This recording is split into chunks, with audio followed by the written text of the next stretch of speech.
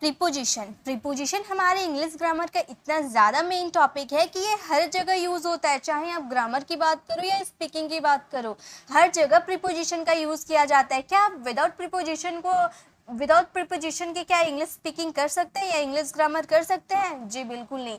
आपको अपनी पोजीशन, देखिए प्रीपोजिशन का मतलब ही होता है प्री पोजीशन, यानी कि पोजीशन को बताने का काम ही हमारा प्रीपोजिशन कहता है। अब आप घर पे हो या आप कहीं दो व्यक्तियों के बीच में हो, या तो आप कहीं से आ रहे हो या कहीं जा रहे हो, ये सब कुछ बताने के लिए हमारे प्रीपोजिशन की जरूरत पड़ती है। तो अब बताइए, क्या आप प्रीपोजिशन के बिना स्पीकिंग कर सकते हो? या तो आप 10th में हो या आप 12th में हो या आप उससे भी कम क्लास में हो, आप कोई सा भी क्लास में हो, हर जगह प्रीपोजिशन के सवाल आपसे पूछे जाएंगे।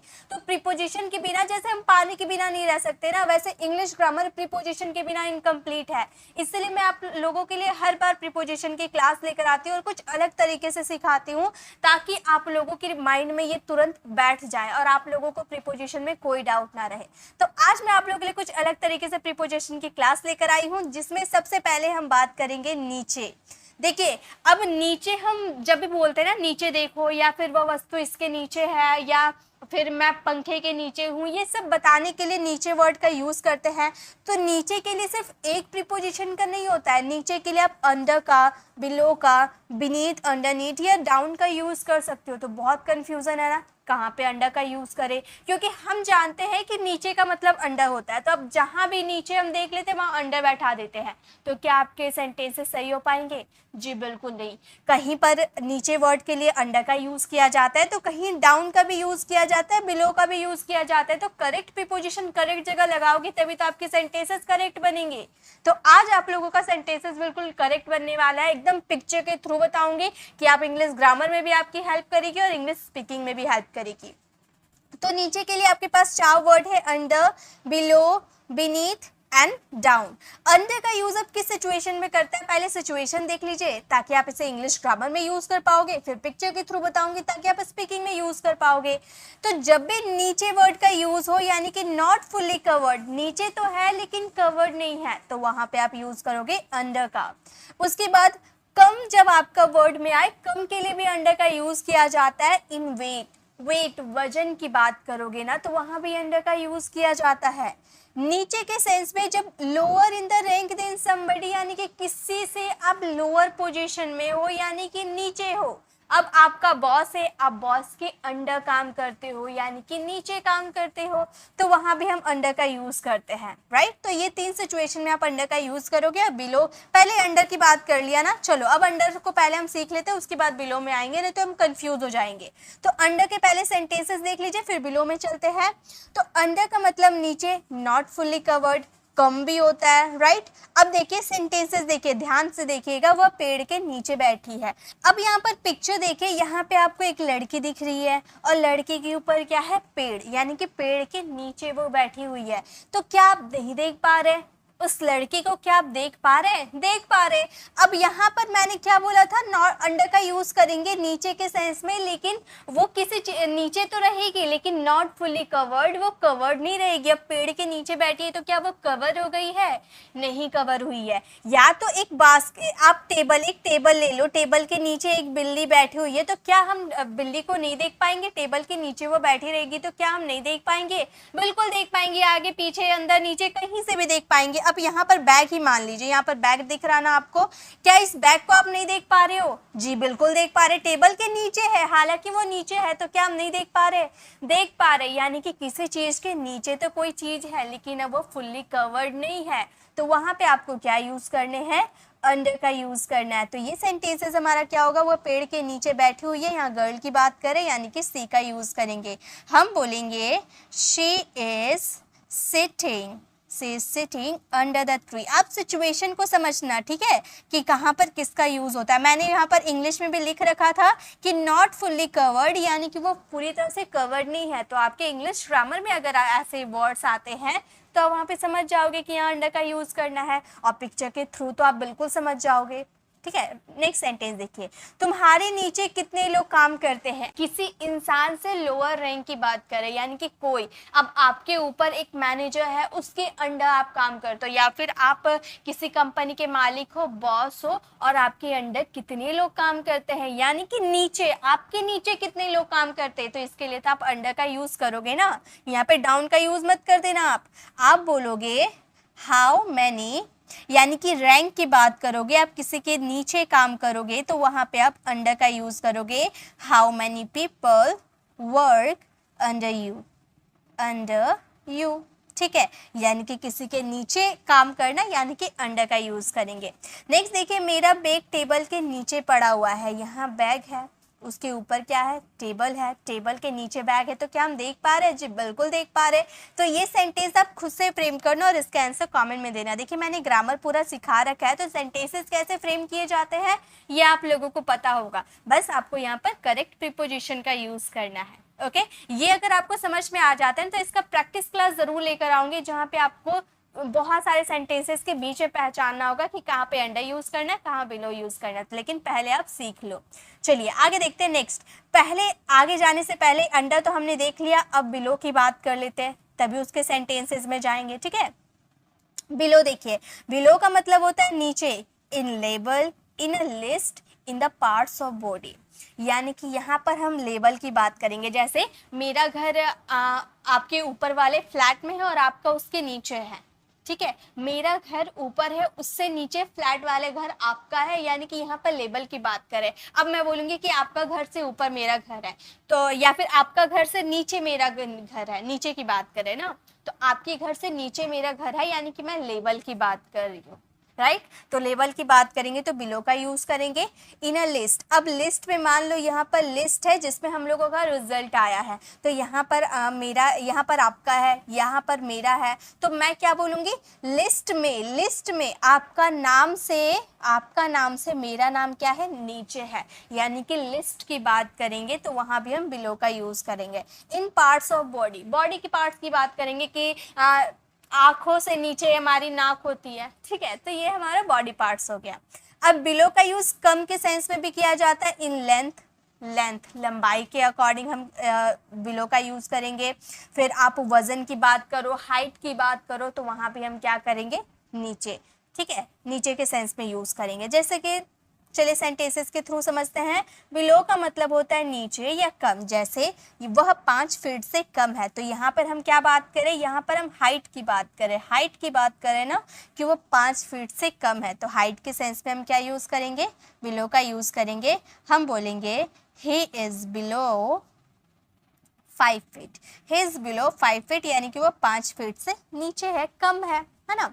टॉम की आंख के नीचे निशान है। टॉम, ये जो डॉग दिख रहा है, इसके आंखों के नीचे यहाँ पर आपको दिख रहा है एक निशान है ब्लैक कलर का, तो यहाँ बॉडी पार्ट्स की बात हो रही है ना, कि आंखों के नीचे एक निशान है, तो यहाँ पे हम क्या बोल रहे हैं, यहाँ पर हम बॉडी पार्ट्स की बात करें तो यहाँ भी हम यूज करेंगे बिलो का। हम बोलेंगे Tom has a scar, Tom has a scar below his eyes, below his eyes, ठीक है, उसके आँख के नीचे, एक आँख के नीचे क्या है, निशान है। नेक्स्ट है, उसका नाम मेरे नाम के नीचे है। यहाँ पर हम बात करें लिस्ट का, तो ये सेंटेंस आप फ्रेम करना और इसका आंसर कमेंट में देना। चलिए आगे जाने से पहले हम इसके सिचुएशन को समझ लेते हैं। बिलो भी हमारा कंप्लीट हो गया, अब बात करते हैं बीनीथ या अंडरनीथ। बीनीथ अंडरनीथ का यूज करते हैं नीचे के सेंस में, फुल्ली कवर्ड, यानी कि अंडर का जस्ट ऑपोजिट। अंडर का मतलब होता है नॉट फुल्ली कवर्ड और बीनीथ का मतलब होता है फुल्ली कवर्ड। एग्जाम्पल के थ्रू समझाऊंगी। और डाउन का मतलब भी होता है नीचे, टू एक्सप्रेस डाउनवर्ड ट्रेंड, यानी कि ट्रेन में कोई चीज नीचे चल रहा है, या तो आप पैरासूट से नीचे आ रहे हो, यानी कि नीचे के सेंस पे हम डाउन का यूज करेंगे। जैसे कि सेंटेंसेस के थ्रू समझते हैं। हमारा फर्स्ट सेंटेंस है पैसे तकिए के नीचे है। मैंने क्या बोला था, बीनीथ का जो यूज किया जाता है फुल्ली कवर्ड के लिए किया जाता है। अब यहाँ पर पिलो आपको दिख रहा, तकिया दिख रहा है ना। अब इसके नीचे मैंने पैसे रखे हैं, तो क्या आपको पैसे दिख रहे हैं? तकिया के नीचे पैसे हैं, तो क्या आपको पैसे दिख रहे हैं?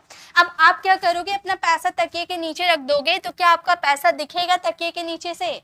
नहीं दिखेगा। या फिर आप कुछ भी किसी चीज के नीचे रख दोगे और वो फुल्ली कवर्ड हो जाता है ना, तो वहां पे हम अंडरनीथ या बीनीथ दोनों में से आप किसी का भी यूज कर सकते हो, ठीक है।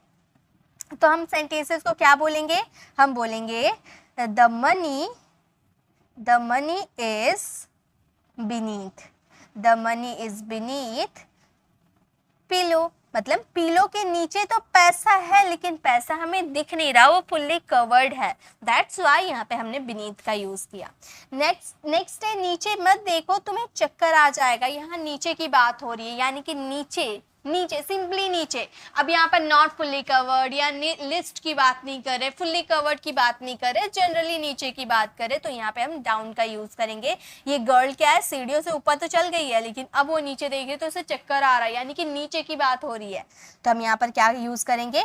हम यहाँ डाउन का यूज करेंगे। हम बोलेंगे डोंट, नीचे मत देखो, यानी कि don't look down, don't look down मतलब नीचे मत देखो, तुम्हें चक्कर आ जाएगा।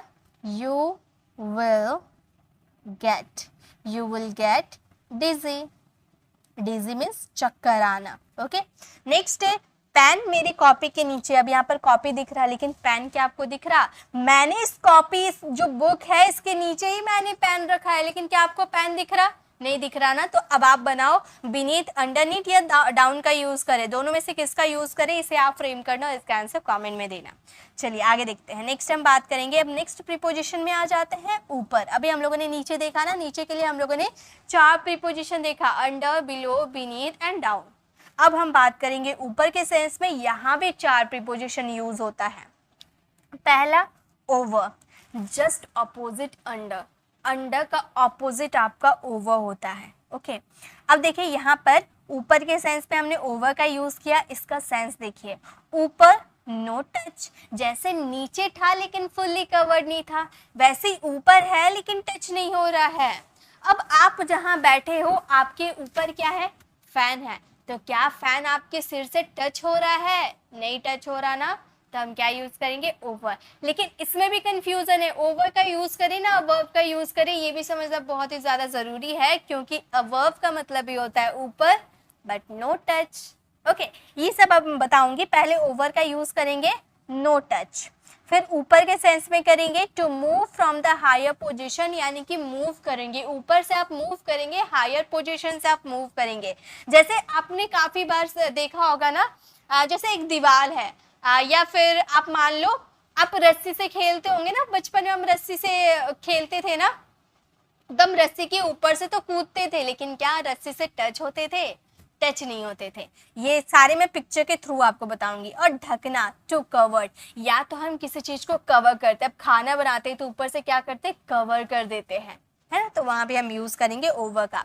अवर्ब भी देख लीजिए, क्योंकि ओवर और अवर्ब का डिफरेंस भी मैं साथ में बता दूंगी आपको। ओवर का यूज किया जाता है इन label, just opposite below, below का ऑपोजिट है अवर्ब। अब बिलो में भी मैंने क्या बोला था, नीचे के सेंस में in level, in list, in body parts, है ना, वैसे अवर्ब भी यूज होता है ऊपर के सेंस में, in level, in list, in body parts. Okay, ऊपर के सेंस में अब्स्ट्रैक्ट नाउन, जैसे कि प्यार पैसों से ऊपर है या पैसा प्यार से ऊपर है, जो भी आप बोल लो, तो यहाँ पर एब्स्ट्रैक्ट नाउन की बात हो रही है। ठीक है, तो चलिए ओवर एवर्ब को एग्जाम्पल के थ्रू समझते हैं, ऑन को बाद में देखेंगे, पहले हम बात कर लेते हैं ओवर और एवर्ब की। यहाँ पे दोनों में एक साथ आपको बता दे रही हूँ। अब देखिए ओवर एवर्ब का यूज हम करेंगे, इसका डिफरेंस देखिए, ओवर का मतलब भी ऊपर, एवर्ब का मतलब भी ऊपर। मेरे सिर के ऊपर एक पंखा है, दोनों का एक सेम सिचुएशन है कि ऊपर तो है लेकिन टच नहीं होगा, ये चीज एकदम कॉमन सा है, ये ध्यान रखनी है। अब इसका डिफरेंस देखिए, मेरे सिर के ऊपर पंखा है तो यहाँ पर 2 गर्ल आपको दिख रही है, ये लोग के ठीक सिर के ऊपर क्या है? फैन है, ठीक है ना, ठीक ऊपर है। तो जब कोई चीज, अब मान लो यहाँ आप बैठे हो और आपके ठीक ऊपर में यहाँ पर घड़ी है, घड़ी आपसे टच तो नहीं हो रही लेकिन ठीक ऊपर है, एकदम ठीक ऊपर है, तो यहाँ पे हम यूज करेंगे ओवर। मेरे सिर के ऊपर एक पंखा है, इसके लिए आप सेंटेंस बनाओगे, there is a fan. There is a fan over my head. Over my head means मेरे सिर के ऊपर फैन है, यानी कि ठीक ऊपर है। अब मैं जहाँ बैठी हूँ मेरे सिर के ऊपर, ठीक मेरे सिर के ऊपर फैन है, तो मैं तो यही बोलूंगी ना, there is a fan over my head, है ना।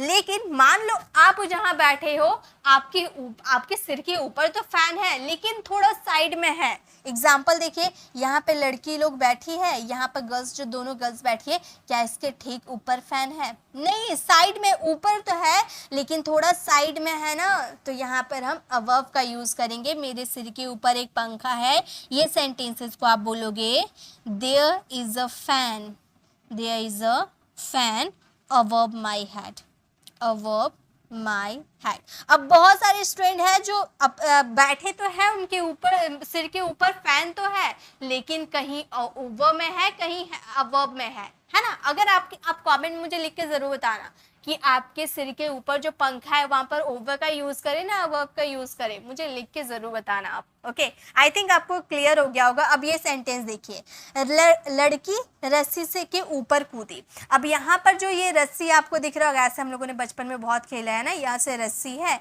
इसके ऊपर से ये कूद रही है, तो इस सिचुएशन में ओवर का यूज करें ना अबव का यूज करें, लिख के जरूर बताइएगा। अगर आपका गलती होगा तो मैं उसे करेक्ट कर दूंगी, ठीक है। तो इसका आंसर कमेंट में जरूर दीजिएगा।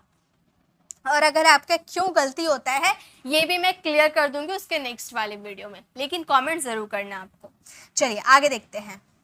यहाँ पे एडवर्ब और ओवर का क्लियर हो गया। और मैंने क्या बोला था, कवर, यानी कि कोई चीज कवर रहता है। अब मान लो आप अपने कानों के ऊपर आप अपने हाथ रख दोगे तो आपका कान क्या हो जाएगा, कवर हो जाएगा, तो वहां भी आप ओवर का यूज कीजिएगा। ओके, अब बात कर लेते हैं ऊपर का यूज करेंगे ऑन के सेंस में, जो कि बहुत ज्यादा यूज किया जाता है। ये तो बहुत ज्यादा यूज किया जाता है, ऑन यानी कि ऊपर, लेकिन टच होता है।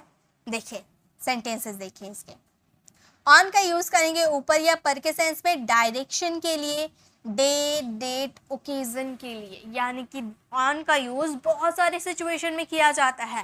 पहला सेंटेंस देखिए, पहला कंडीशन इसका देखिए, यहाँ मैच पर कुछ किताबें हैं। अब यहाँ पर आपको एक टेबल दिख रहा है, राइट, यहाँ पे एक टेबल है, इसके ऊपर बहुत सारी किताबें रखी हुई है। तो टेबल के ऊपर रखी है, तो क्या टेबल को ये किताब जो है टच कर रही है ना। अब आप अपने हाथों पे अपने फोन को रखो तो देखो क्या आपका फोन आपके हाथों से टच हो रहा है? जी बिल्कुल, आप अपने हाथों पे अपने फोन को रखोगे तो वो टच होगा ना। तो जो सरफेस को टच करता है वहां पे ऑन का यूज किया जाता है। अब आप बेड पर बैठे हो, यानी कि बेड को आप टच कर रहे हो, तो वहां भी क्या यूज होगा, ऑन का यूज होगा। या आप टेबल पे बैठोगे, टेबल देखिए दो तरह, चेयर जो होता है ना वो दो तरह का होता है, एक आर्मरेस्ट चेयर होता है और एक बिना आर्मरेस्ट चेयर होता है, यानी कि जिसपे आप हाथ रख के बैठते हो ना, सोफा की तरह जो होता है। तो जिसपे आप हाथ रख के आराम से बैठते हो तो वहां पे इन का यूज किया जाता है, इन द चेयर। लेकिन जिसपे आर्मरेस्ट चेयर नहीं होता है, वो टेबल की तरह होता है, सिर्फ वहां पर बैठ जाओ, साइड से घिरा हुआ नहीं रहता है, तो वहां पे ऑन का यूज करेंगे। ओके, तो उस तरह के टेबल की बात कर लो या बेड पे बात कर लो, बेड भी कवर नहीं रहता है, ठीक है, तो बेड के ऊपर बात कर लो, तो वहां पे हम क्या यूज करेंगे, बिल्कुल ऐसा चेयर होना चाहिए, ठीक है, ऐसा टेबल होना चाहिए। इस टेबल के ऊपर अगर आप बैठते हो तो ऑन का यूज करोगे।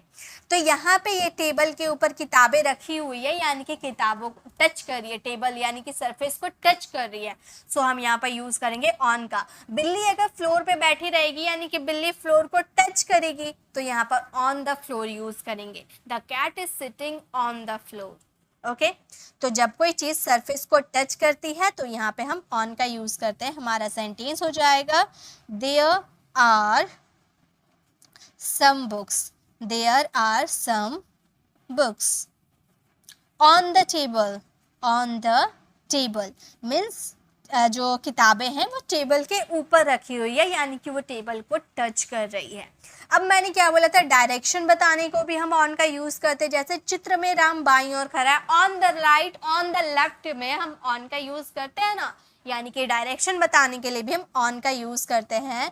तो हम ये सेंटेंस को बोलेंगे, Ram was sitting, Ram was sitting on the left, on the left, चित्र के ना left side in the picture, left side in the picture.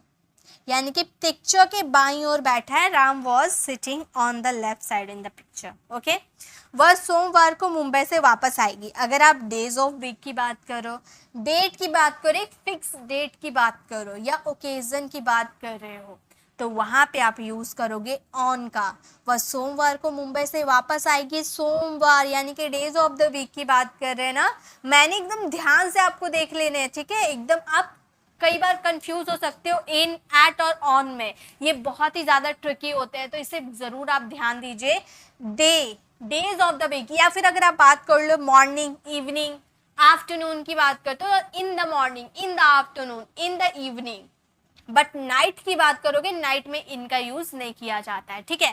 तो यहाँ तो हम बात करें ऑन का, तो ऑन में आप याद रखिएगा, ऑन का यूज हम डे, डेट और ओकेजन के लिए करते हैं, राइट। एकदम गांठ बांध लेनी है, तो इसका आंसर आप कमेंट में दीजिएगा।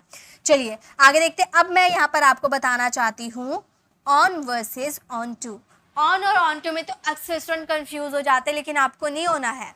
अब दोनों का मतलब होता है ऊपर या पर। ऑन का मतलब भी ऊपर पर, ऑन टू का मतलब भी ऊपर पर। ओके, डिफरेंस देखिए। मेज, बिल्ली मेज पर बैठी है। यहाँ पर आपको ये टेबल दिख रहा है, टेबल के ऊपर क्या है, बिल्ली बैठी है, यानी कि सरफेस को टच कर रही है। तो यहाँ पर हम क्या यूज करेंगे, हम ये सेंटेंस को बोलेंगे cat is sitting. Cat is sitting on the table, on the table. Cat is sitting on the table, मतलब वो टेबल के ऊपर बैठी हुई है। अब नेक्स्ट है बिल्ली मेज पर कूदी। अब देखिए यहाँ पर यह टेबल दिख रहा हो, यहाँ पर ये बिल्ली है, ये क्या कर रही है, यहाँ से जंप करके यहाँ।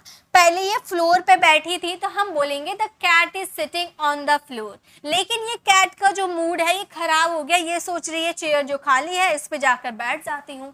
तो ये फ्लोर से क्या करेगी, जंप करेगी, जंप करके ये टेबल के सरफेस को टच करेगी।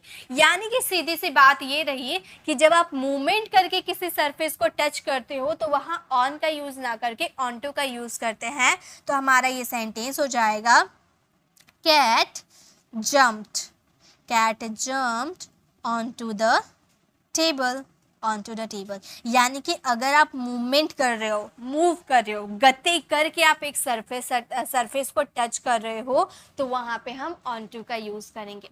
अब आप नीचे खड़े हो, आपने जंप करके बेड पर कूद गए, तो onto का यूज करना। ओके, तो मूव करके आप किसी सरफेस को टच करते हो, दैट मीन्स onto का यूज करना है। ओके, नेक्स्ट देखिए, उसने बंदूक टेबल पे रख दी। यानी कि पहले इसके हाथों में बंदूक था, अब इसने क्या किया, एक मूवमेंट हुआ, मूवमेंट के साथ इसने बंदूक को इस पे रख दिया। अब आप बताओ यहाँ ऑन का यूज करना चाहिए ना ऑन टू का यूज करना चाहिए, और इसका आंसर कमेंट में दीजिएगा। तो क्लियर है ना, ऑन टू ऑन का क्लियर है। अब बात कर लेते हैं, यहाँ पर हमारे और एक प्रीपोजिशन बच जाते हैं अप। अप का मतलब भी होता है ऊपर, जस्ट ऑपोजिट डाउन। डाउन का मतलब क्या था, नीचे। अप का मतलब ऊपर, टू एक्सप्रेस अपवर्ड डायरेक्शन, ऊपर के डायरेक्शन को शो करने के लिए अप का यूज करते हैं, एकदम डाउन के ऑपोजिट। जैसे अप मीन्स ऊपर। क्या तुम इस पेड़ पे चढ़ सकते हो, यानी कि यहाँ पर पेड़ के ऊपर चढ़ने की बात हो रही है, तो ऊपर जाओगे मीन्स अप का यूज करेंगे। हम ये सेंटेंस को बोलेंगे कर सकते हो, यानी कि कैन, एबिलिटी की बात कर रहे हैं। Can you climb up, can you climb up this tree, this tree। Guys in सब की पीडीएफ आपको फ्री ऑफ कॉस्ट हमारे टेलीग्राम चैनल पर मिल जाएगी, तो आपको कॉपी में नोट्स बनाने की जरूरत नहीं है। आप बस वीडियो देखो, उसको समझो कि मैंने यहाँ पर क्या समझाया, और जो सेंटेंसेस दे रही हूँ ना प्रॉपर तरीके से उसे अभी के अभी फ्रेम करो। वीडियो को पॉज करो, वही सेंटेंस को पहले फ्रेम करो, देन आप आगे जाओ। इससे क्या होगा, आपकी प्रैक्टिस होती चलेगी। ओके, नेक्स्ट देखिए, वो दीवार पर चढ़ गया। अब दीवार पे चढ़ रहा, ऊपर चढ़ रहा है ना, ये सेंटेंस को आप फ्रेम करना, इसका आंसर कमेंट में देना, ठीक है। चलिए आगे देखते हैं, नेक्स्ट प्रीपोजिशन हमारे क्या है। अब बात करेंगे हम इन, एट, ऑन। मैंने स्टार्टिंग में ही बताया ना कि ऑन, इन और एट में आप बहुत कंफ्यूज हो सकते हो, बहुत ही ट्रिकी है, लेकिन मैं आपको कंफ्यूज नहीं होने दूंगी। यहाँ पे बात करेंगे इन, एट, ऑन। अब मैंने ऑन के बारे में तो ये बात बताया है कि ये सरफेस को टच करती है, सरफेस को टच करती है, तो वहां पे ऑन का यूज करते हैं। अब बात करते हैं इन और एट का क्या मामला है। अब देखिए, टीना ऑफिस में काम करती है। इन का मतलब होता है इनक्लोज्ड एरिया, इन का मतलब होता है इनक्लोज्ड एरिया। एट का मतलब होता है पॉइंट ऑफ टाइम, ऑन का मतलब होता है सरफेस को टच करना। देखिए टीना ऑफिस में काम करती है, यानी कि टीना ऑफिस में काम करती है। ऑफिस क्या एक इनक्लोज्ड एरिया है ना, एक इनक्लोज्ड एरिया है। इन ऑफिस जो है एक इनक्लोज्ड एरिया है, यानी कि वहां पर इनका यूज करेंगे। जब भी आप बात करोगे इनक्लोज्ड एरिया की, मान लो मैंने आपको कॉल किया और मैंने आपसे पूछा आप कहाँ हो, तो आप बोल रहे हो कि मैं कमरे में हूँ, है ना, मैं अपने कमरे में हूँ। यानी कि आप कमरे में हो तो कमरा जो है पूरी तरह से घिरा हुआ है ना, चारों तरफ दीवारें हैं, दरवाजे बंद है, यानी कि आप कमरे में है। दरवाजा बंद है या नहीं बंद है उससे डजंट मैटर, आप कमरे में हो, यानी कि इनक्लोज्ड एरिया है वो। तो आप बोलोगे I am in the room, मतलब मैं कमरे में हूँ, ठीक है। लेकिन अगर आप ये बता दो मैं घर पर हूँ, अब घर के किस हिस्से में हो आपने ये नहीं बताया, आपने सिर्फ इतना बोला मैं घर पे हूँ। अब घर के आप किसी भी हिस्से में हो सकते हो, किचन, रूम, गार्डन, छत, अब कहीं भी हो सकते हो। आपने मुझे ये नहीं बताया कि आप कहाँ पे हो, तो वहां पे हम यूज करेंगे at, I am at home.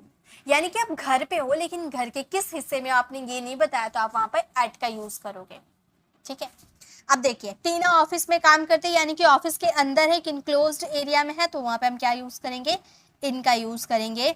Tina works in the office, in the office, Tina office में है, यानी कि ऑफिस एक इनक्लोज्ड एरिया में है। अब टीना उस ऑफिस पे खड़ी है, यानी कि ऑफिस के पास खड़ी होगी, एक जगह है, एक पॉइंट ऑफ प्लेस है आपका, उस जगह में खड़ी है। ये ऑफिस के अंदर है क्या, इनक्लोज्ड एरिया में है, नहीं। क्या ये किसी चीज के ऊपर है, नहीं। हाँ रोड के ऊपर वो बात अलग है, लेकिन यहाँ पर हम पॉइंट ऑफ प्लेस की बात करें, करेक्ट जगह उसने बता दिया कि भाई मैं ऑफिस के पास खड़ी हूँ या ऑफिस पे खड़ी हूँ या ऑफिस के सामने खड़ी हूँ, कुछ भी एक जगह बता दिया उसने, तो वहां पे हम यूज करेंगे एट का। हम बोलेंगे टीना, ऐसे एट का मैं और भी आपको यूजेस बताने वाली हूँ, ठीक है, आप कंफ्यूज ना हो। हम बोलेंगे Tina is standing at that office, उस ऑफिस पे, ओके, दैट ऑफिस। अब हम बात करते हैं नेक्स्ट सेंटेंस, टीना ऑफिस के छत पर खड़ी है, यानी कि ऑफिस के छत, छत क्या है, छत पे खड़ी है, यानी कि छत के सतह को टच कर रही है। जब भी आप छत पे रहोगे ना तो ऑन का यूज करेंगे, ऑन द टेरेस बोल लो या ऑन द रूफ बोल लो, ठीक है। तो छत पर खड़ी है, छत के सतह को टच करिए, दैट मीन्स ऑन का यूज करेंगे। हम बोलेंगे Tina is standing, Tina is standing on the roof, on the roof. Office के रूप में कहिए, यानी कि of the office, of the office, okay. तो इन, एट और ऑन में ये डिफरेंस है। ऑन का यूजेस तो मैंने बता दिया है, कितने सारे यूजेस थे, एट और इन के देख लीजिए, ठीक है। सबसे पहले बात करेंगे इनका। इनका यूज कहाँ किया जाता है, मे के सेंस में इसका यूज किया जाता है। जब हम एक तो मैंने बता दिया इनक्लोज्ड एरिया के लिए आपको इनका यूज करना है, और ईयर, जब आप ईयर की बात करो, यानी कि जब आप साल की बात करते हो, वर्ष की बात करते हो, तब मंथ, महीना की बात करोगे, जनवरी, फरवरी, है ना। सीजन्स, मौसम, वेदर के बारे में, ओके, सीजन्स, ग्रीष्म ऋतु, ये जो होता है ना वो, गर्मी, ठंडी, इसमें भी हम यूज करेंगे इनका। इनक्लोज्ड एरिया की, ये तो मैंने बताया। बिग सिटीज के लिए, जैसे बिग सिटी क्या हो गया, दिल्ली, मुंबई, ये सब हो गया ना, वहां भी हम इनका यूज करते हैं। अब सेंटेंसेस के थ्रू देखिए, मैंने 2020 में ग्रेजुएट किया था, यहाँ पर 2020, यानी कि मैंने यहाँ पर बात कर दिया ईयर की, वर्ष की, साल की मैंने बात कर दिया ना, ईयर की मैंने बात की, यानी कि यहाँ पर तो इनका यूज होगा। मैं बोलूंगी I was graduated, I was graduated in 2020, मैंने 2020 में ग्रेजुएशन किया है, I was graduated in 2020। Next, मैं अपना मोबाइल कार में भूल गया। मोबाइल कार क्या है, एक इनक्लोज्ड एरिया है, एक इनक्लोज्ड एरिया में आप अपने मोबाइल को भूल आए, है ना, तो इनक्लोज्ड एरिया है, इसलिए वहां पर इनका यूज करेंगे। हम बोलेंगे I forgot my mobile, I forgot my mobile in the car, in the car, मैं कार में अपना मोबाइल भूल गया, यानी कि I forgot my mobile in the car. Next, मेरा भाई अमेरिका में रहता है, अमेरिका क्या है, बिग सिटी है ना, बिग सिटी है, दैट्स वाई यहाँ पर क्या होगा, इनका यूज होगा। ये सेंटेंस आप फ्रेम करना। और एक बात करो, आप सीजन की बात करो, इन विंटर, इन समर, इस तरह से आप इनका यूज़ करोगे। मंथ की बात करोगे इन जनवरी, इन मार्च, इस तरह से। इन क्लोज एरिया तो बता दिया, बिग सिटी। या फिर आप बात करते हो ना एक पार्ट्स ऑफ द डे की बात करते हो, यानी कि मॉर्निंग हो गया आपका, ठीक है, याद रखिएगा मॉर्निंग, इवनिंग, इवनिंग की बात कर लो, या फिर आफ्टरनून की बात कर लो। इन सब में क्या यूज़ होता है, इन सब के पहले आपको यूज़ करने होते हैं इनका, ठीक है, इन सब के पहले आपको इनका यूज़ करना होता है। क्लियर है? चलिए, इन बस इतना ही सिचुएशन में यूज़ होता है, आप बस ये याद रखिएगा, इन आपका क्लियर हो जाएगा। चलिए अब हम बात कर लेते हैं एट का। एट का भी यूज़ मे के सेंस में किया जाता है स्मॉल प्लेस के लिए। जैसे मैंने क्या बोला कि बिग सिटीज़ के लिए इनका यूज़ किया जाता है ना, उस बिग सिटी के बीच में जो एरिया पड़ता है ना, उसके लिए हम एट का यूज़ करते हैं। जैसे कि दिल्ली के बीच में आपका पड़ गया जामिया नगर, या फिर उत्तर प्रदेश के बीच में आपका पड़ गया रामपुर, है ना। तो ये क्या है, एक बड़े सिटी के बीच में एक छोटा सा प्लेस हो गया, है ना, छोटा सा जगह हो गया, उसके लिए एट का यूज़ करेंगे। पॉइंट ऑफ टाइम या फिर पॉइंट ऑफ प्लेस की बात कर लो, वहाँ भी आपको एट का यूज़ करना है। कॉस्ट ऑफ समथिंग, यानी कि किसी के दाम बताने होते हैं ना, वहाँ भी एट का यूज़ होता है। फेस्टिवल के लिए होली हो गया आपका, या फिर दिवाली हो गया, उसके लिए भी एट का यूज़ होता है। जैसे एग्जाम्पल के थ्रू समझते हैं, मैं नई दिल्ली के जामिया नगर में रहता हूँ। नई दिल्ली क्या हो गया आपका, एक बिग सिटी हो गया। बिग सिटी का एक पार्ट आपका क्या है, जामिया नगर। दिल्ली में क्या सिर्फ जामिया नगर है, बहुत सारे जगह है, वहाँ पर बहुत सारे जगह है, उसके बीच में आपका एक पड़ गया जामिया नगर, ठीक है। तो एक बड़े से सिटी के बीच में आपका एक प्लेस पड़ गया ना, इसीलिए वहाँ पे हम एट का यूज़ करेंगे। ये सेंटेंस कुछ इस तरीके से बनेगा, I live at Jamia Nagar. I live at Jamia Nagar. क्यों? क्योंकि जामिया नगर एक छोटा सा प्लेस है, उससे पहले हम लोगों ने एट का यूज़ किया। इन न्यू दिल्ली, इन न्यू दिल्ली यानी कि न्यू दिल्ली के बीच में है। ओके, नेक्स्ट देखिए, या फिर आप ऐसे भी बोल सकते हो, स्मॉल प्लेस आपका ये भी हो गया, जैसे बस स्टॉप हो गया, होटल हो गया, या फिर दरवाजा का गेट हो गया, है ना। जैसे मैंने बोला कि तुम्हारा जो फ्रेंड है ना, वो दरवाजे पे तुम्हारा वेट कर रहा, तो मैं एट द डोर बोलूंगी, एट द होटल बोलूंगी, या फिर एट द बस स्टॉप बोलूंगी, ठीक है। तो स्मॉल जगह के लिए भी हम यूज करते हैं एट का, ठीक है। नेक्स्ट देखिए, अब हम बात करेंगे, हम रोज रात को पढ़ाई करते हैं। मैंने क्या बोला था, मॉर्निंग, इवनिंग, आफ्टरनून के लिए आप इनका यूज करोगे, बट एक पॉइंट ऑफ टाइम बता दोगे, रात की बात कर लो, या फिर मिडनाइट की बात कर लो, या नून की बात कर लो, वहां पे आप यूज करना एट का। ओके, जैसे कि हम रोज रात को पढ़ाई करते हैं, तो हम बोलेंगे we study, we study daily. हमेशा याद रख लीजिए, नाइट के लिए हमेशा आपका यूज होता है एट का, एट नाइट।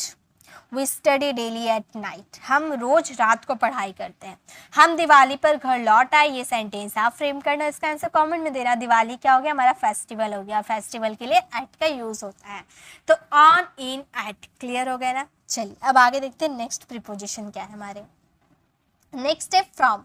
फ्रॉम का यूज किया जाता है से के सेंस में। इसका यूज बहुत सारे कंडीशन में किया जाता है, जैसे आप ट्रैवल करके कहीं से आते हो या जाते हो, तब आप फ्रॉम का यूज कर सकते हो। या फिर आप फ्यूचर के कॉन्टिन्यूअस टेंस में भी आप use, future perfect continuous tense में भी आप फ्रॉम का यूज कर सकते हो। या फिर यह वस्तु किस चीज की बनी है, इसके लिए भी फ्रॉम का यूज करते हैं। जैसे आप वो देखना, मेड ऑफ चाइना या फिर मेड इन इंडिया ऐसे हम बोलते हैं ना, तो वहां भी हम यूज मेड फ्रॉम चाइना या फिर मेड फ्रॉम मिल्क, इस तरह से भी हम यूज कर सकते हैं मेड का, फ्रॉम का, ठीक है। जैसे राज दिल्ली से आ रहा है, अब यहाँ पर आने जाने की बात है, ट्रैवल करने की बात हो रही है, तो यहाँ फ्रॉम का यूज करेंगे। हम बोलेंगे Raj is coming from Delhi, from Delhi. Raj Delhi से आ रहा है, Raj is coming from Delhi. वैसे मैं कल से काम करूंगा, कल से आने वाले समय की बात कर रहे हो, यानी कि फ्यूचर की बात कर रहे हो।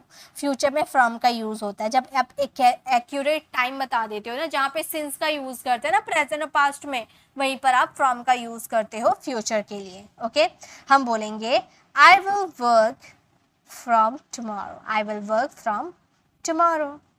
मैं कल से काम करूंगा, I will work from tomorrow. Next है मिठाइयाँ दूध से बनी है, किससे बनी है? दूध से। तो किसी चीज की बनी रहना वहां भी हम फ्रॉम का यूज करते हैं, जैसे sweets are made from milk, इस तरह से हम बोलेंगे। ठीक है, तो ये सेंटेंस आप फ्रेम करना।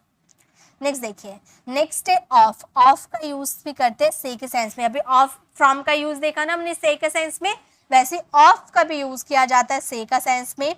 जैसे इसका यूज हम कर सकते हैं, ऊंचाई से कोई चीज अलग होती है, यानी कि सरफेस को छोड़ती है, तो वहां पे हम ऑफ का यूज करते हैं। सेंटेंसेस देखिए, सोनाली पेड़ से गिर पड़ी। मान लो यहाँ पर क्या है, एक पेड़ है। ठीक है, पेड़ के ऊपर सोनाली चढ़ी हुई थी। अब क्या हुआ, सोनाली गिर रही है। सोनाली गिर रही है यानी कि एक ऊंचे प्लेस से, एक ऊंचे स्थान से वो नीचे उस जगह को छोड़ रही है। या फिर मैंने आपको छत्ता से ढककर, मैंने आपको छत से धक्का दे दिया, तो छत से आप क्या हो रहे, नीचे अलग हो रहे, सरफेस को छोड़कर आप अलग हो रहे हो।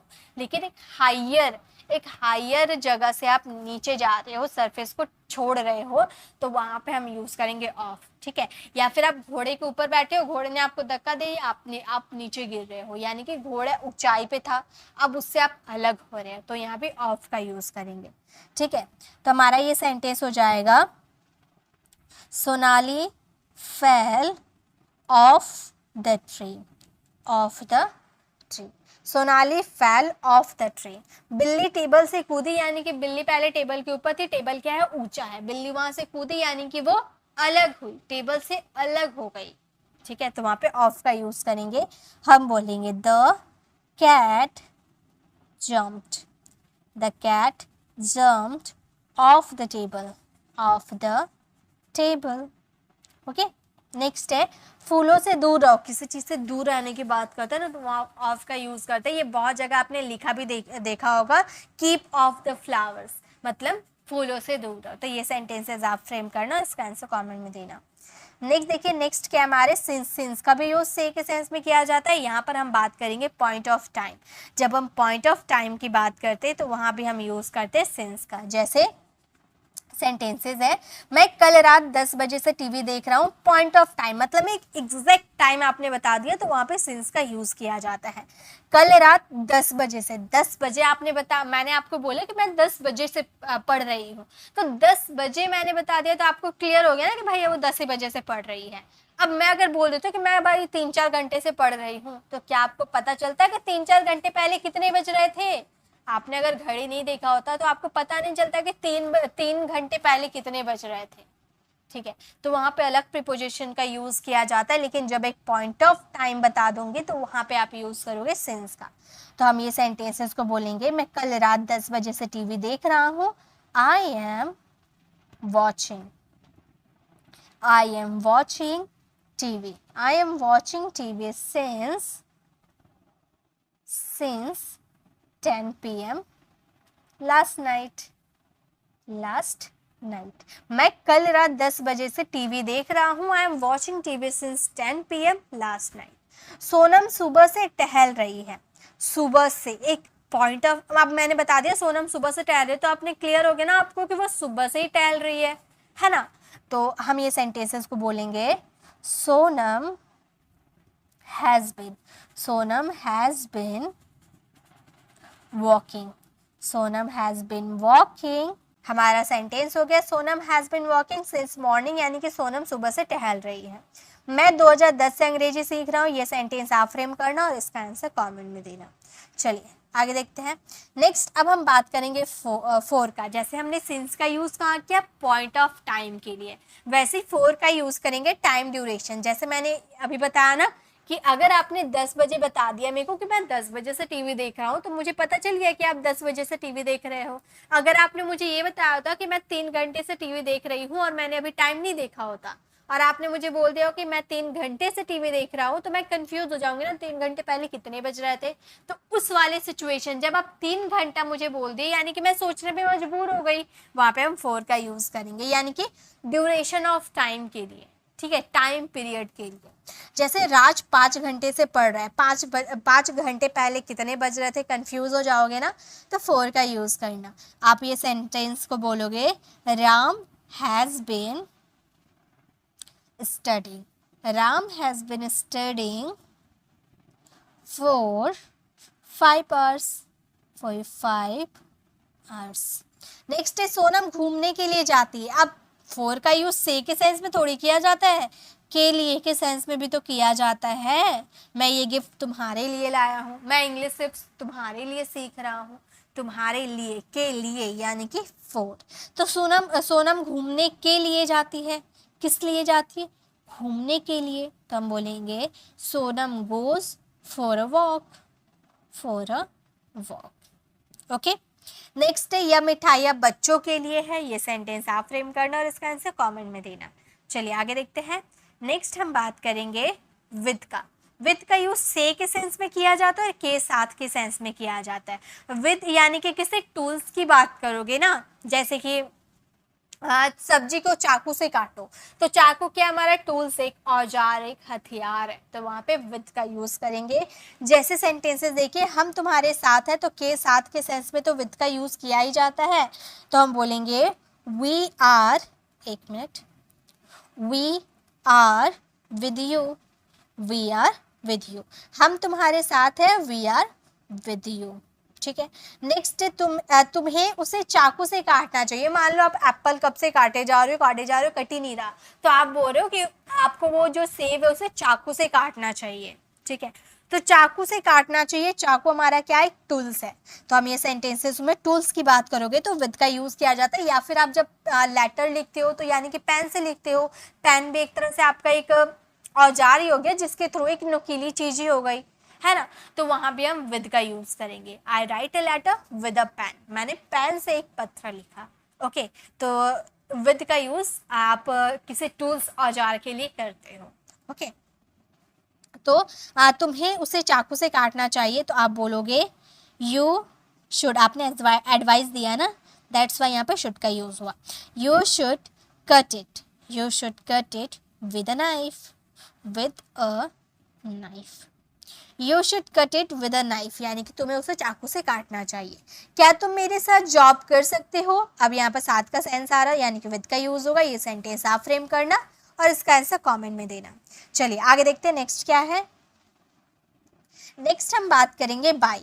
बाय का मतलब भी होता है से, अभी हमने कितने देख रहे हैं ना, फ्रॉम, सिंस देखा, ऑफ देखा, फॉर देखा, विद देखा, सबका हिंदी मीनिंग से था। और बाय का मतलब भी से होता है, के द्वारा भी होता है, तक भी होता है। से यानी कि जब आप किसी व्हीकल से ट्रेवल करोगे ना, बस से या फिर किसी भी व्हीकल से, ट्रेन से, किसी भी व्हीकल से आप ट्रैवल करोगे तो बाय का यूज करोगे।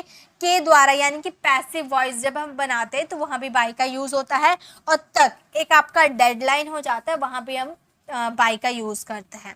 ठीक है, जैसे मैं यहाँ ट्रेन से आया, मैं यहाँ ट्रेन से आया, तो आप क्या बोलोगे, आप बोलोगे I came here by train, यानी कि ट्रेन का एक व्हीकल है, वाहन है। ठीक है, तो इसीलिए हम वहां पर बाय का यूज किए। नेक्स्ट है राज अपने बड़े भाई के द्वारा पीटा गया। राम किसके द्वारा पीटा गया, अपने बड़े भाई के द्वारा, ये पैसिव वॉइस है, तो ये सेंटेंस आप फ्रेम करना। नेक्स्ट है वह सुबह 6 बजे से निकल जाएगा। एक आपने टाइम तक, सुबह 6 बजे तक निकल जाएगा, उसी टाइम तक निकल जाएगा, तो हम ये सेंटेंस को बोलेंगे he will leave, he will leave by 6 o'clock, by 6 o'clock, 6 बजे तक, in the morning, in the morning, वह सुबह 6 बजे तक निकल जाएगा। he will leave by 6 o'clock in the morning। Okay, तो बाय का यूज से, के द्वारा या तक के सेंस में किया जाता है। नेक्स्ट देखिए, नेक्स्ट क्या है। अब फिर से हम बात करेंगे थ्रू का, जिसका हिंदी मीनिंग से ही होता है, इसका भी हिंदी मीनिंग से होता है। इसका यूज करते हैं वह छेद के माध्यम से देख सकता है। अब मान लो किसी इनक्लोज्ड एरिया में इस पार से इस पार तक कोई वस्तु गया, तो वहां पे हम थ्रू का यूज करते हैं। अब मान लो यहाँ पे एक विंडो है, ठीक है, अब बाहर क्या बहुत सारे बच्चे खेल रहे थे। ठीक है, बाहर बहुत सारे बच्चे क्रिकेट खेल रहे थे। अब किसी एक बच्चे ने जोर से मारा शॉट, अब क्या हुआ, जो बॉल है खिड़की को बाहर से तोड़ते हुए, खिड़की को तोड़ते हुए आगे आ गया, रूम में आकर गिर गया। यानी कि बाहर आप यहाँ पर खेल रहे थे, आपने जोर से बॉल को मारा कि बॉल पूरा खिड़की को तोड़ते हुए रूम में आकर गिर पड़ा। यानी कि खिड़की क्या है? एक इनक्लोज्ड एरिया है ना, खिड़की तो एक इनक्लोज्ड एरिया है, और इन इनक्लोज्ड एरिया में बाहर से कोई वस्तु अंदर आई या अंदर से कोई वस्तु बाहर गई, यानी कि सिंपली बात ये रही कि किसी इनक्लोज्ड एरिया से इस पार से उस पार जाना, यानी कि वहाँ थ्रू का यूज किया जाता है। अब मान लो एक बहुत ही मोटा सा पाइप है, एक बच्चा क्रॉल करते हुए आया, अब इस पार से पाइप के आगे वाले पार से होते हुए वो दूसरी साइड निकल गया, यानी कि पाइप से होते हुए निकल गया। पाइप क्या इनक्लोज्ड एरिया है, तो किसी इनक्लोज्ड या फिर टर्नल से, टर्नल बना होता है ना गाड़ी जिसके अंदर से गुफा जैसी होती है, तो गाड़ी क्या होती है इस पार से उस पार टर्नल से होते हुए जाती है, यानी कि किसी इनक्लोज्ड एरिया से इस पार से उस पार जाना, यानी कि थ्रू का यूज किया जाता है। हम इस छेद के माध्यम से अंदर देख सकते हैं, मान लो यहाँ पर दीवार में क्या है, एक छेद है, हम अब छेद से इस पार से उस पार देख सकते हैं ना, छेद के थ्रू देख सकते हैं, यानी कि थ्रू देख सकते हैं, माध्यम से देख सकते हैं। ठीक है, तो हम ये सेंटेंस को बोलेंगे he can see, he can see inside through this hole, through this hole, voice hole यानी कि इस छेद के माध्यम से अंदर देख सकता है, he can see inside through this hole। पानी इस पाइप से गुजर रहा है, यानी कि किसी इनक्लोज्ड एरिया से पानी गुजर रहा है ना, तो ये सेंटेंस में थ्रू का यूज होगा, ये सेंटेंस आप फ्रेम करना। चलिए नेक्स्ट देखते हैं, नेक्स्ट क्या है। अब हम बात करेंगे बिटवीन। बिटवीन का मतलब होता है के बीच, बिटवीन मीन्स के बीच। अब दो ऑब्जेक्ट या दो पर्सन के बीच में रहने की बात होगी तो वहां पे हम यूज करेंगे बिटवीन। मान लो यहाँ पर एक बॉक्सेस है, यहाँ भी एक बॉक्सेस है, और यहाँ पर एक कैट बैठी हुई है, यानी कि दो ऑब्जेक्ट, दो बॉक्स है, दो बॉक्सेस के बीच एक कैट है, तो वहां पे between the two boxes use करेंगे। The cat is sitting between two boxes. ठीक है, इस तरह से, यानी कि दो बक्सों के बीच में। तो दो ऑब्जेक्ट या दो पर्सन के बीच में रहने की बात करोगे तो बिटवीन का यूज होता है। पुस्तक दो टेबलों के बीच रखा हुआ है, यानी कि दो टेबल है, टेबल के बीच में किताब रखा हुआ है, यानी कि बीच में दो ऑब्जेक्ट के बीच में है, तो वहां पे बिटवीन का यूज करेंगे। हम ये सेंटेंस को बोलेंगे book is lying, book is lying between two tables, two tables। दो पुस्तक दो टेबलों के बीच रखा हुआ है, book is lying between two tables.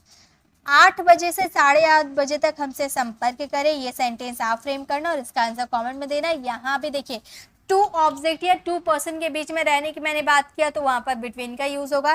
तो यहाँ पे तो टू टाइम की बात हो रही है, एक 8 हो रही है, एक 8:30 हो रही है ना, तो यहाँ पे तो दो टाइम की बात है, दो टाइम के बीच में हमसे संपर्क करें, तो ये सेंटेंस को आप फ्रेम करना।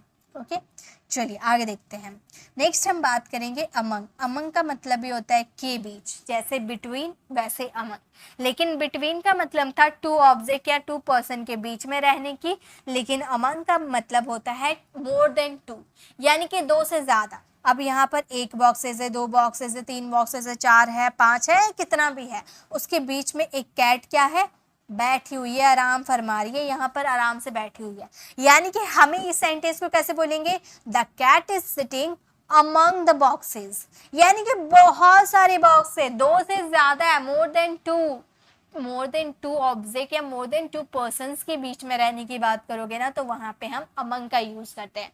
दो ऑब्जेक्ट या दो व्यक्तियों के बीच में रहने की बात करेंगे तो बिटवीन, और मोर देन टू ऑब्जेक्ट या मोर देन टू पर्सन्स की बात करेंगे तो वहां पे हम यूज करेंगे अमंग का, यानी कि दो वस्तुओं से ज्यादा।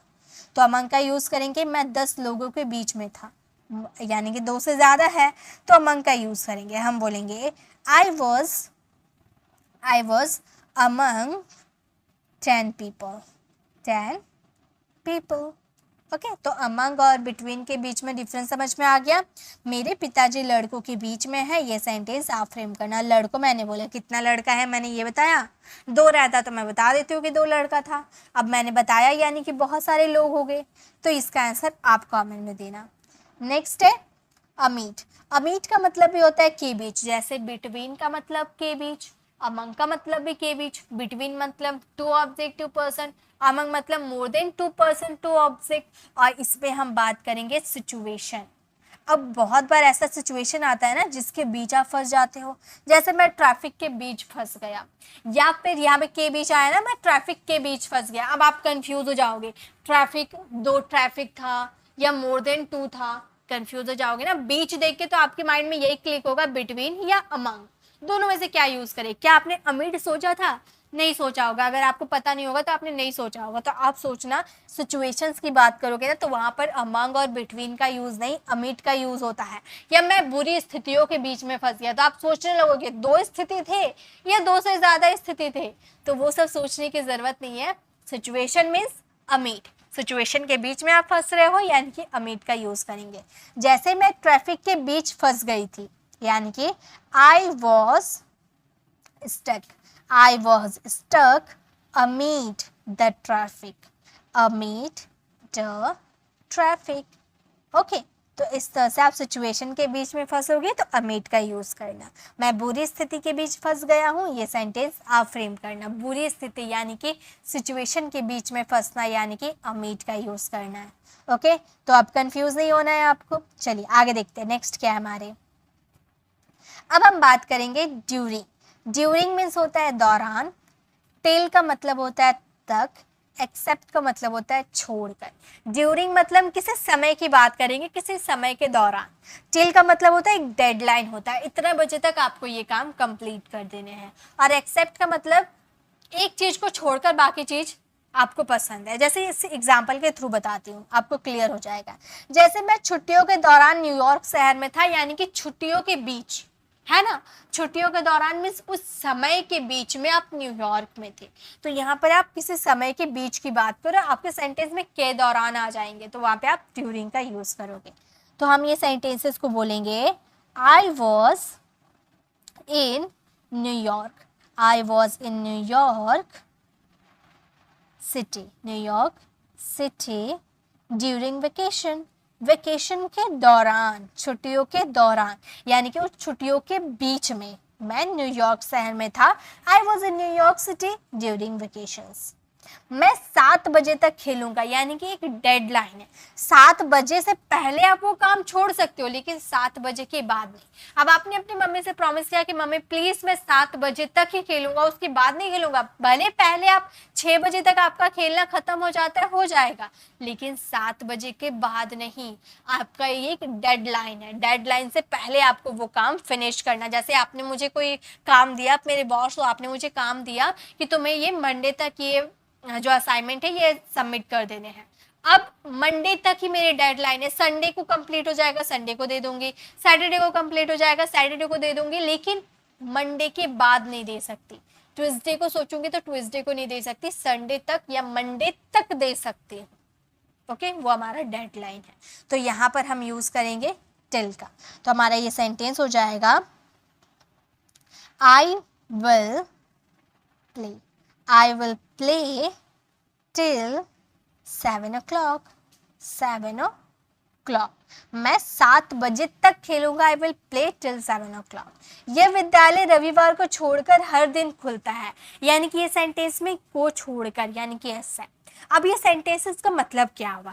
यह विद्यालय रविवार को छोड़कर हर दिन खुलता है, यानी कि रविवार एक्सेप्ट संडे, संडे को छोड़कर बाकी सब दिन खुलता है। अब मान लो आप कपड़े खरीदने गए, अब शॉपकीपर ने आपको बहुत सारे कपड़े दिखा दिए, अब आपको उसमें से एक कपड़ा पसंद आया, आप वो कपड़े को साइड करके बोल रहे हो इस कपड़े के अलावा, मतलब इस कपड़े को छोड़कर मुझे कोई पसंद नहीं आया, या फिर इस कपड़े के अलावा भी आ सकता है, को छोड़कर भी आ सकता है। मतलब आपको सिर्फ यही कपड़ा पसंद है, बाकी नहीं पसंद है, इस कपड़े को छोड़कर कोई पसंद नहीं आया, ठीक है, यानी कि एक्सेप्ट दिस ड्रेस। ओके, यानी कि यहाँ पर एक्सेप्ट का यूज होता है को छोड़कर या के अलावा, जैसे। तो ये सेंटेंस आप फ्रेम करना। आई होप आपको समझ में आ गया होगा क्या मैंने समझाने की कोशिश की। आप इसे फ्रेम करना, अगर गलती होता है तो मैं इसे नेक्स्ट क्लास में मेंशन कर दूंगी, ठीक है। चलिए, आप लोगों के लिए एक सेंटेंस तो होना चाहिए ताकि आप लोग इसे फ्रेम करो। नेक्स्ट है अगो। अगो का मतलब होता है पहले, देन का मतलब होता है से या के अपेक्षा, विदिन का मतलब होता है अंदर। पहले के सेंस में अगो का यूज करेंगे, देन यानी कि यहाँ पर हम कंपेयर करेंगे। कंपेयर, जैसे मैं तुमसे लंबा हूं या मैं तुमसे बेहतर हूं, तो यहाँ पे हम कंपेयर कर रहे हैं ना कि तुम मुझसे अच्छे नहीं हो, मैं तुमसे बेहतर हूँ, तो कंपेयर कर रहे हैं, तो यहाँ पे देन का यूज करेंगे। विद इन यानी कि अंडर, यानी कि आप मम्मी को बोलते हैं ना, मम्मी मैं 5 मिनट के अंदर घर पहुंच जाऊंगा, यानी कि 5 मिनट के अंदर ही पहुंच जाऊंगा, इस समय के अंदर ही पहुंच जाऊंगा, तो विद इन का यूज करेंगे। सेंटेंसेस देखिए, मैंने 2 साल पहले MBA किया था, तो ये सेंटेंस को पहले यानी कि हम बोलेंगे I had done MBA 2 years ago, 2 years ago। मैंने 2 साल पहले MBA किया था, I had done MBA 2 years ago। मैं तुमसे बेहतर हूँ, यानी कि देन का यूज करेंगे, कंपेयर कर रहे हैं, I am better than you, ये सेंटेंस आप फ्रेम करना। नेक्स्ट है, मैं 5 घंटे के अंदर वापस आ जाऊंगा, 5 घंटा यानी कि 5 घंटे के अंदर ही पहुंच जाऊंगा, है ना, तो ये सेंटेंस विद इन 5 hours का यूज करेंगे, हम बोलेंगे I will come back, I will come back with in 5 hours, with in 5 hours, मैं 5 घंटे के अंदर पहुंच जाऊंगा, I will come back with in 5 hours। ठीक है, तो इस तरह से आप तीनों प्रीपोजिशन का यूज कर सकते हैं। नेक्स्ट देखिए, नेक्स्ट हमारा प्रीपोजिशन है टूवर्ड्स या टूवर्ड, दोनों एक ही है, ठीक है, बात एक ही। अबाउट यानी कि के बारे में, टूवर्ड्स या टूवर्ड का मतलब होता है की ओर, एक डायरेक्शन बता रही हूँ, और अबाउट का मतलब होता है के बारे में। जैसे मैं मंदिर की ओर जा रहा हूँ, मैंने ये नहीं बोला कि मैं मंदिर जा रही हूँ। जैसे मान लो यहाँ पे हमारा क्या है, एक मंदिर है, ठीक है, यहाँ पे मैं घंटी भी लगा, ये एक हमारा मंदिर है, ठीक है। अब मम्मी ने पूछा कि कहाँ जा रही हो, तो मैंने बोला कि मैं मंदिर की ओर जा रही हूँ। मैंने ये नहीं बोला कि मैं मंदिर जा रही हूँ, मैंने बोला कि मैं मंदिर की ओर जा रही हूँ। मान लो मंदिर से होते हुए मैं एक मार्केट में, मैं यहाँ मार्केट में पहुंच गई, मंदिर के पीछे मार्केट है, तो मैं मंदिर से होते हुए जा रही हूँ। तो मैंने मम्मी को ये नहीं बताया कि मैं मार्केट जा रही हूँ, मैंने मम्मी को बोला कि मैं मंदिर की ओर जा रही हूँ, तो मैं वहां पर टूवर्ड्स या टूवर्ड का यूज करूंगी। लेकिन अगर मुझे ये बोलना होता है कि मैं मंदिर ही जा रही हूँ, यानी कि आप सीधे मंदिर ही जाओगे, तो वहां पे टू का यूज करेंगे, I am go to temple, मैं मंदिर जा रही हूँ। अब अगर मैं बोलूंगी कि मैं मंदिर की ओर जा रही हूँ, तो मैं बोलूंगी आई am going towards the temple, towards यानी कि मंदिर की ओर जा रही हूँ, ठीक है। ये सेंटेंस को मैं बोलती आई am going towards, I am going towards the temple. तो अगर मैं टेम्पल की ओर जाती हूँ, यानी कि टेम्पल नहीं जाती हूँ, टेम्पल की ओर जाती हूँ, तो मैं बोलूँगी आई am going towards the temple. लेकिन अगर मैं टेम्पल ही जाती हूँ, तो मैं टूवर्ड्स की जगह क्या यूज़ करूँगी, टू का, I am going to the temple. Okay, clear. Next है, मैं उसके बारे में सब कुछ जानता हूँ, के बारे में यानी कि अबाउट का यूज़ करेंगे, तो हम क्या बोलेंगे, हम बोलेंगे I know everything, I know everything, मैं सब कुछ जानती हूँ, I know everything about him, about him, मैं उसके बारे में सब कुछ जानता हूँ, I know everything about him. तुम मुझे अपने देश के बारे में बताओ, तो के बारे में, ये सेंटेंस को आप फ्रेम करना। ओके, चलिए आगे देखते हैं। नेक्स्ट और लास्ट प्रीपोजिशन है हमारी बिहाइंड, का मतलब होता है पीछे, आफ्टर का मतलब होता है के बाद, विदाउट का मतलब होता है के बिना। बिहाइंड यानी कि जनरली पीछे की बात करते हो तो हम बिहाइंड का यूज करते हैं, जैसा मेरे घर के पीछे एक पेड़ है, तो बिहाइंड का यूज करेंगे। आफ्टर यानी कि के बाद, जैसे शुक्र के बाद शनिवार आता है, तो हम आफ्टर का यूज करेंगे। विदाउट यानी कि हम पानी के बिना नहीं रह सकते, यानी कि विदाउट का यूज करेंगे, है ना। जैसे कि मेरे घर के पीछे एक पेड़ है, तो पीछे की बात करें तो क्या यूज करेंगे, बिहाइंड का। हम ये सेंटेंस को बोलेंगे there is a tree, there is a tree behind my house, behind my house, मेरे घर के पीछे एक पेड़ है, there is a tree behind my house. Next है, यानी कि पीछे की बात करोगे तो बिहाइंड का यूज करोगे, ठीक है। नेक्स्ट है शुक्रवार, शुक्रवार गुरुवार के बाद आता है, ठीक है, तो के बाद यानी कि आफ्टर का यूज करेंगे, तो हम ये सेंटेंस को बोलेंगे Friday comes, Friday comes after Thursday, Thursday यानी कि फ्राइडे के बाद गुरुवार आता है, सॉरी शुक्रवार गुरुवार के बाद आता है, फ्राइडे कम्स आफ्टर थर्सडे। हमें बिना टिकट के यात्रा नहीं करनी चाहिए, यानी कि बिना के बिना, विदाउट टिकट। ओके, तो ये सेंटेंस आप फ्रेम करना और इसका आंसर कमेंट में देना। जैसे हम पानी के बिना नहीं जी सकते, मतलब मैं पानी के बिना नहीं जी सकती, I can't live without water, है ना। तो के बिना यानी कि विदाउट। तो इस तरह से आप सेंटेंसेस बना सकते हो। तो ये थे हमारे आज के सारी प्रीपोजिशन। देखिए इस वीडियो में मैंने काफ़ी सारी प्रीपोजिशन सिखाया है। अगर आप ध्यान से अगर एक ही वीडियो को पूरा एकदम ऑनेस्टी के साथ अपना 1 घंटा लगाकर इसे देखते हो ना, तो आपको सारे प्रीपोजिशन समझ में आ जाएंगे। और इसकी प्रैक्टिस तो करना ही है, क्योंकि बिना प्रैक्टिस तो आप कुछ नहीं कर सकते। प्रैक्टिस तो आपको करना पड़ेगा। तो इसे प्रैक्टिस कीजिएगा और इसका आंसर कॉमेंट में लीजिएगा। तो आप बताइए, जो मैंने होमवर्क दिया है उसे ज़रूर फ्रेम कीजिएगा और मुझे कमेंट में ज़रूर बताइएगा कि आपको ये प्रीपोजिशन की क्लास कैसे लगी। आपको कुछ नया, आपको कुछ यूनिक तरीके से सीखने को मिला, यानी कमेंट में ज़रूर बताइएगा। आप अगर एक कमेंट करते हो, एक अच्छा प्यारा सा कमेंट करते हो, तो उसे बाकी स्टूडेंट देखेंगे। क्योंकि हम जब कोई वीडियो को जब ओपन करते हैं तो वहाँ पर पहले हम कमेंट को देखते हैं कि क्या क्या कमेंट है, कैसा रिस्पॉन्स है। कमेंट बढ़िया रहेगा तो हम वीडियो को पूरा देखते हैं, वरना हम छोड़ देते हैं। तो कमेंट ऐसा कीजिए, अगर आपको लगता है, मैं ज़बरदस्ती नहीं बोल रही हूँ कि आपको कमेंट करना है, अगर आपको लगता है कि मैंने पूरी शिद्दत से आपको प्रीपोजिशन की क्लास अच्छे से करवाई है, आपको समझ में आया है, तो एक प्यारा सा कमेंट ज़रूर कीजिएगा, ताकि आपका कमेंट देखकर बाकी स्टूडेंट भी इसे ज्वाइन करें। और जितना आप कमेंट करोगे ना, उतना ये वीडियो का रिच बढ़ेगा और बहुत सारे स्टूडेंट के पास जाएगी। तो कमेंट ज़रूर कीजिएगा और इसे शेयर करना तो बिल्कुल भी मत भूलिएगा, क्योंकि प्रीपोजिशन, स्पीकिंग और ग्रामर सभी के लिए इम्पॉर्टेंट है। ठीक है, तो अगर आपको वीडियो पसंद आई तो लाइक कीजिएगा, और अगर आप हमारे चैनल पर नए हैं और मेरे पढ़ाने का तरीका आपको पसंद आया तो सब्सक्राइब कर आने वाले बेल आइकन को ज़रूर प्रेस कीजिएगा, ताकि रोज़ आने वाली वीडियोस की नोटिफिकेशन आपको समय पे मिलती रहेगी। मैं हर दिन आपको ऐसे ही बढ़िया तरीके से आपको समझाने की कोशिश करती हूँ, और मैंने टेंसेस, मॉडल्स, हर टॉपिक मैंने इतनी बढ़िया से ही एक्सप्लेन करके आपको बताया। तो अगर आप मॉडल सीखना चाहते हो ना, तो लेफ्ट साइड क्लिक करके आप हमारे मॉडल्स वाली वीडियो को ज़रूर देखिएगा, आपको काफ़ी कुछ सीखने को मिलेगा। और मेरा समझाने का तरीका बिल्कुल ईजी होता है, बिल्कुल सरल तरीका होता है, ताकि हर स्टूडेंट को समझ में आए। और राइट साइड क्लिक करके अगर आप हमारे पॉडकास्ट में जाते हो, तो पॉडकास्ट में आप देख सकते हो, या फिर आप हमारे प्लेलिस्ट में जाकर जिस भी टॉपिक पे आपको कंफ्यूजन है ना, वो टॉपिक देख सकते हो। या तो आप हमारे चैनल पर जाइएगा, पॉडकास्ट में आप जाइएगा, वहाँ पे आपको एक 30 डेज की इंग्लिश स्पीकिंग कोर्स मिलेगी, एक आपको 60 ग्रामर रूल्स का कोर्स मिलेगा, एक 15 डेज एडवांस इंग्लिश स्ट्रक्चर की कोर्स मिलेगी, एक 10 डेज एडवांस इंग्लिश स्ट्रक्चर की कोर्स मिलेगी। मतलब हर कोर्स को, अगर आप एक कोर्स को भी ज्वाइन करते हो ना, तो आपको काफ़ी कुछ सीखने को मिलेगा। लेकिन अगर आपकी ग्रामर वीक है, तो या तो आप 30 डेज इंग्लिश स्पीकिंग कोर्स को ज्वाइन करो, या 60 ग्रामर रूल्स को ज्वाइन करो। दोनों में से कोई कोर्सेज को ज्वाइन कर सकते हो। दोनों में मैंने बहुत ही अच्छे से इंग्लिश की ग्रामर को सिखाया है। दोनों में से कोई भी कोर्सेज को ज्वाइन करते हो ना, तो आपको आपकी ग्रामर की टेंशन तो भूल ही जाओ, और ग्रामर कंप्लीट हो जाएगा। तो या तो आप 15 डेज एडवांस इंग्लिश स्ट्रक्चर के कोर्स को ज्वाइन कर सकते हो, या 10 डेज एडवांस इंग्लिश स्ट्रक्चर के कोर्स को ज्वाइन करोगे। 15 डेज की कोर्स को ज्वाइन करोगे तो ज़्यादा मिलेगा, 10 डेज की कोर्स को ज्वाइन करोगे तो उसमें कम मिलेगा।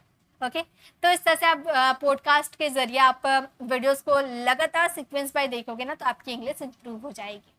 तो मिलते हैं नेक्स्ट ऐसे इन्फॉर्मेटिव वीडियोस के साथ। Till then bye bye, take care.